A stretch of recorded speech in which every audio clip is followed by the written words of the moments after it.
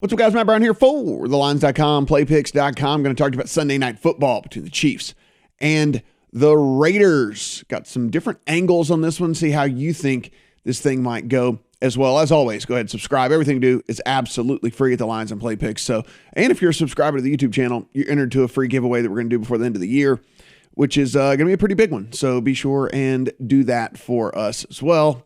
And then like and subscribe, like this video, and then let us know in the comment section how you're going to play this thing. As we sit right now, Sunday Night Football, it is sitting 2.5 or 3 in favor of the road Kansas City Chiefs. You can see there are 3s that have started to pop around the country. 2.5s are still the prevalent number right now. On the injury side of things, on the Chiefs, out offensive tackle Mike Rimmers, questionable corner L'Jarius Sneed, both of those starters. On the Raiders side of things, completely free injury report for any of their starters. So none of the starters have any sort of designation for them in this game. Chiefs offense, what in the hell happened? Look, we understand that we know that the defense has been pretty bad all year. You know, the defense is allowing on the season 6.9 yards per first down play. That's just laughable. It's honestly just completely laughable. It's the worst in the league, as you would imagine. But the offense is what we're really trying to figure out what's going on here and scratching our head, because the one thing was, oh yeah, the defense is going to be bad, but hey, they'll outscore everybody. The Chiefs are 26th in the league in EPA per play over the last 3 weeks of the season. They are 30th in the NFL in points per play over the last 3 weeks of the season. Patrick Mahomes topped his already record that he set the week before last week with a season low 4.5 yards per pass attempt against the Packers. He's had 2 touchdown passes over his last 3 games. Facing pressure over the last 3 games. He is 9 for 32. That's 28% completion percentage for 2.9 yards per pass attempt. So this offense is broken some way, shape, or form. Now, whether that's Andy Reid kind of losing his fastball and calling the bad plays, whether it's Patrick Mahomes, there was an article over at Pro Football Focus that Patrick Mahomes, his problem is he's always holding out for the big play. He doesn't want to take the boring, methodical drives down the field that defenses are really giving him. They're playing softer because they don't want all this over-the-top stuff. They don't want all this crazy down the field stuff. But Patrick Mahomes still wants that, and that seems to be a problem.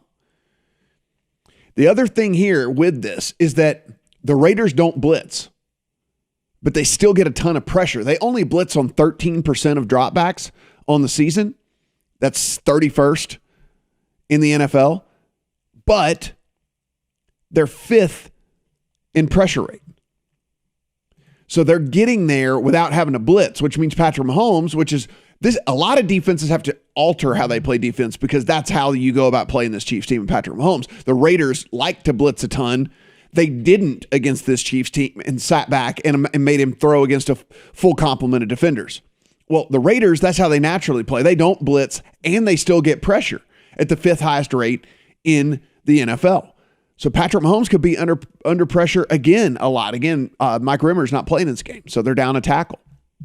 I'll scroll a little bit further if you want to read some more here on this matchup. So it could really and truly get pretty dicey out there for the Chiefs team if this Raiders team continues to get the pressure that they get on the defensive side of the ball without blitzing. Also, the Raiders just, this defense, maybe it is for real. I mean, look, we're entering week 10 of the season. The league's 2nd fewest yards per pass attempt allowed. They're 8th in sack rate. They're number 1 in quarterback hit rate.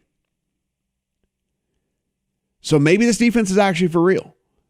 At some point, we have to kind of just say, like, okay, well, we're 9 weeks into the season. This is what's going on. This is what's happening. On the offensive side of the ball for the Raiders, as we know, the whole Henry Ruggs situation, they kind of no-showed after that whole thing went down last week against the Giants on the road. Now they're back home. They did sign Deshaun Jackson, so you do have that kind of vertical threat with the team now. But if you look at their offense and what they've got going on, that's the real big problem here, is their offense isn't very explosive. Their offense doesn't really do anything particularly well. Their overall offense is 20th according to DVOA, 17th according to Pro Football Focus. They're middle of the pack. There's middle of the pack passing, middle of the pack running. Their early down success is at least in the top 10, early down success rate 10th in the NFL, but 16th from an early down EPA standpoint. They're 17th from a point per play. So listen, this is just if you were to design the middle of the pack, middle of the road, if you could, let's have statisticals, let's have stats that are equally as good on one side and equally as bad on the other side for teams in the NFL. The Raiders will basically be that team that's sitting dead center when it comes to all this. Is that going to be good enough against this Chiefs team? Do the Chiefs team figure out what to do here? Do they figure out what they're doing wrong? Does Patrick Mahomes play within himself? Does Patrick Mahomes and Andy Reid get together and say, hey man, listen, what we've been doing right now isn't working. We got to take the underneath stuff. We got to play it like that. So sitting right now at only a 2.5 point spread, I'll admit earlier on in the week, I played a teaser with the Raiders. I took them up to 8.5. Doesn't really matter because I played them with the Ravens on Thursday night, and we all know how that went. So that thing is torched in the trash. So don't really have to worry about that. My question, I do wonder where this line is going to go by kickoff. We can see it's already starting to shade to the 3 at most places. So if you were looking to get on the 2.5, if there's a 2.5 available, it's likely going to 3, so you might want to get on it. But I do wonder how much Chiefs money is going to come in this thing to where if you wanted to play the Raiders in this, maybe you just wait until right before kickoff because you have to assume that most casual bettors are going to come in and be betting the Chiefs. They're going to see the Chiefs at only 2.5 or 3 even and say like, wait, the Chiefs are only 3 points against the Raiders? You got to think most casual bettors are going to come in on the Chiefs at that point. So if you want to back the Raiders in this thing, I'd wait for sure. You're going to get the 3, and I don't know how much public money is going to come in. It is the Chase game on Sunday. Maybe even get this thing to 3.5, depending on how much people come in on this thing. For me, again, I torched the Raiders teaser leg here. I still have a lean to the Chiefs at 2.5. If you can find the 2.5, I still have a lean to the Chiefs. I just can't imagine they're going to play offense this badly for this long. And maybe they will, and maybe, like I said, maybe Andy Reid has just lost it, and he's not any good anymore at calling plays, but I just don't believe that that's the situation. So I think they've got to be able to figure out how to get some points on the board here and win this thing by at least a field goal. So, I mean, again, I do have a lean to the 2.5, but more than anything, I'm playing the under on the 52.5. Look, I just think that we're looking here at, like I said, middle of the road offense here from the Raiders. And what has been, I don't think we can say an elite offense anymore from the Chiefs. So at the very least, it's going to be a middling. And with that, I think that the Raiders have seen exactly what all these other teams have done. And it's like, eliminate the big play, make them keep everything underneath, make them have to dink and dunk down the field. And so I understand these teams played the high scoring games last year, but people didn't really do this against the Chiefs last year. And then everybody's doing it against the Chiefs this year. So I understand 52.5. I'm playing the under on the 52.5 in this game, and that's how I feel pretty confident in it. And again, I have a lean to the Chiefs at 2.5, and I think if you want to play the Raiders, like I said, wait, you're going to get a 3. You'll definitely get a 3. You're definitely going to get a 3. You might get a 3.5. If you want to play the Raiders on a teaser leg, I don't think they get blown out here, so I don't think that's the worst case scenario either. Over on the prop side of things, guys, how I'm looking here to play this, Derek Carr has actually been under the radar, really good this year. And that doesn't mean I'm playing his passing numbers here. If anything, I have a lean to the under on the 290 for Carr. But if you come down here to interceptions, he's taking care of the ball really well. You can get an under 115 right there at MGM.